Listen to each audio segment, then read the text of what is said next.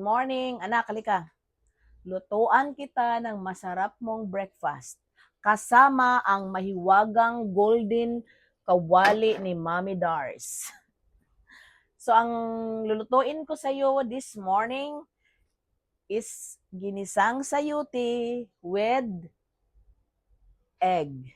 Kasi breakfast tayo, meron tayong maraming egg. So, magsindi ng kawali.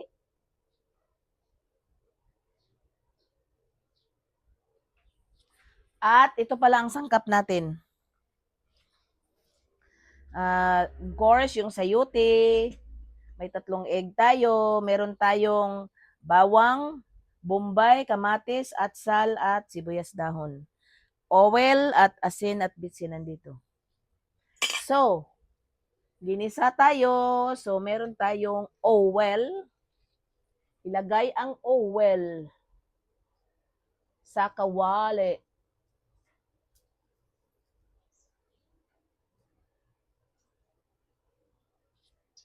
Yan, oil.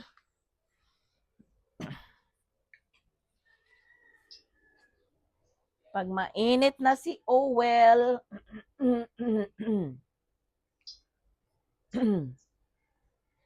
pag mainit na si oil, ilagay natin na yung mga panakot natin. By the way, in the morning, marami tayong very easy to cook na natin na mga menu. Meron tayong mga tapsilog, longsilog, bangsilog, at lahat ng log. So, in the coming days, yun ang natin, lutuin para sa breakfast. So, ilagay si bawang.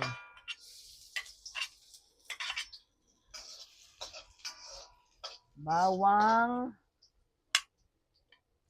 sibuyas. Isama na natin si kamatis. Very easy to cook to at healthy.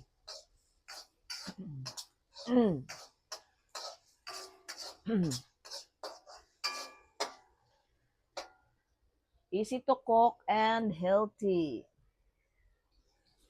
So si bawang, damihan mo kung ayaw mong lapitan ng aswang. Si Bombay, nandito na rin. Hindi ka nasisingilin dyan dahil nandito na sa kawali ni Mommy Dars. Bakit kasi Bombay, no? Yung nilagay. At bakit kasi si Bombay? Bombay yung tawag.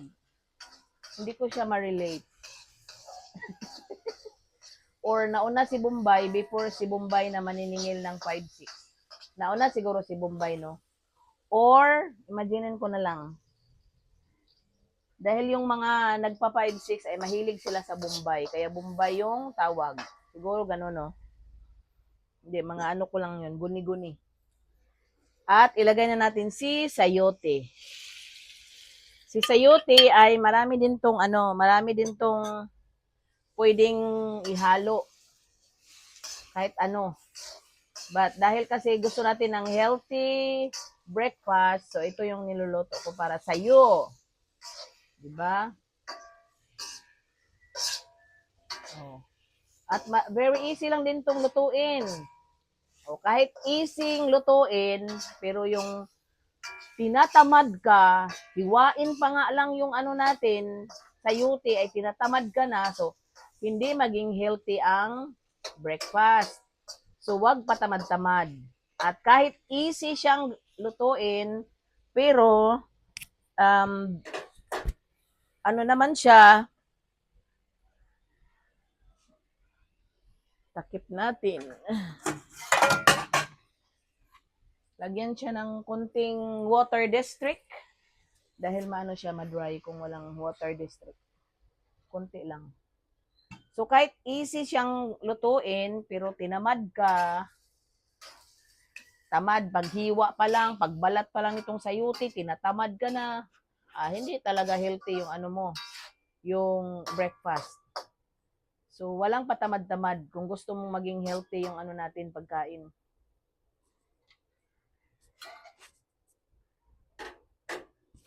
Lakasan ng konti si apoy para madali siyang anuhin. So mag-ano tayo ng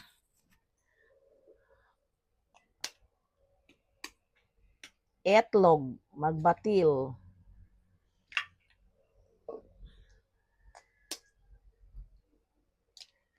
Ako talaga pag umaga, hindi ako nabubuhay pag walang egg. Sa buong buhay ko, dito ako manghihina pag walang egg. Kaya yung kusina ko ay meron lagi talagang egg. At ayoko yung egg na basta-basta lang na egg. Gusto ko egg is jumbo.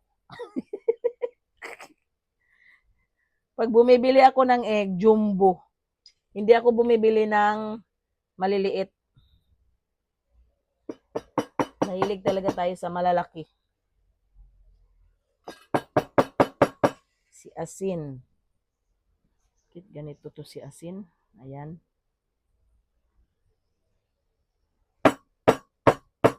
Ito yung problema ni iodize pag na yung natin.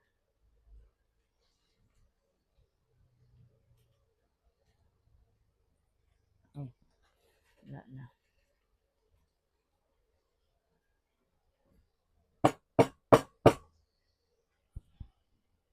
Dami na. Muna natin si lagyan muna natin ng asin at saka bitsin ng konti. Si asin.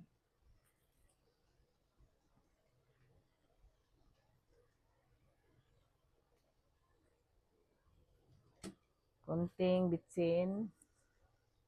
Si bitsin din.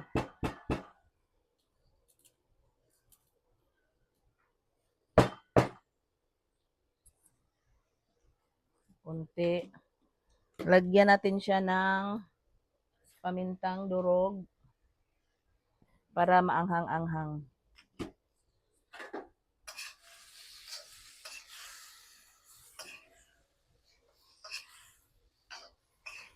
Masarap si sayote, marami din tong nutrisyon sa natin, katawan maibigay. No? Kaya pwede dito lagyan ng sardines, lagyan ng pork, panghalo sa chop suey, marami ding si sayote. Maraming ways na lulutuin siya. Maraming pwedeng pangsahog sa kanya.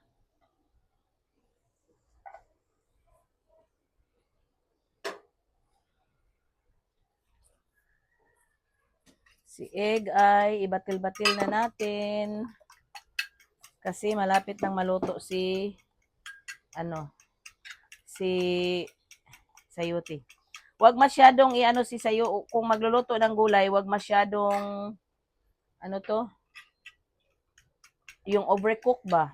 Mga lang, yung tamang-tama lang para yung niya, nutrition niya ay nandyan pa rin. Pag overcook kasi iba na yung niya. Iba na ang dating at iba din yung niya lasa. Yung para sa atin lata ba siya lata? Mamayang konti luto na to. Very easy pa rin. Yes. Ano man yung luto mo, Mami Dars? Mga easy lang. Easy nga, no. Pero naluluto mo kaya to. Easy. Sa isipan mo lang yan, easy.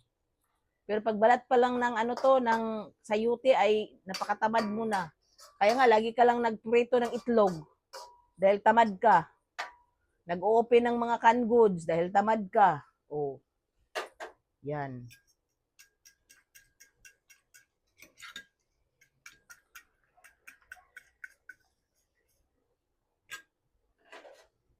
Malapit na siyang maluto. Kunti na lang. Hilaw-hilaw pa siya ng konti.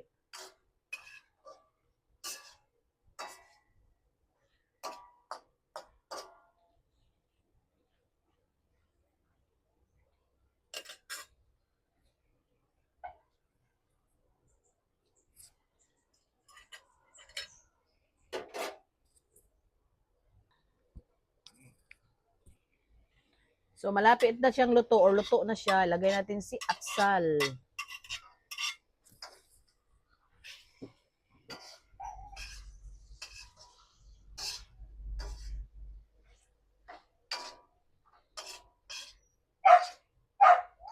Atsal at ilagay na natin si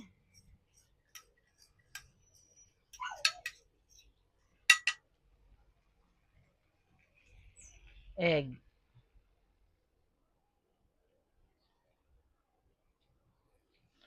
Kung gusto natin ng nutritious na breakfast, kailangan nating magsipag. Dahil yung mga, kung tamad tayo, hindi na tayo makakaluto ng mga nutritious breakfast. Paghiwa pa lang, pag-prepare pa lang nito, pag ano pa lang, ano na, parang trabahoso na para sa atin.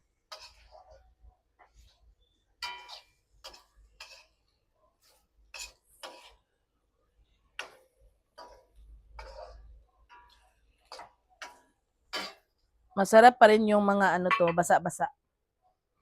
Kahit lagyan natin ng sibuyas, dahon ng sibuyas.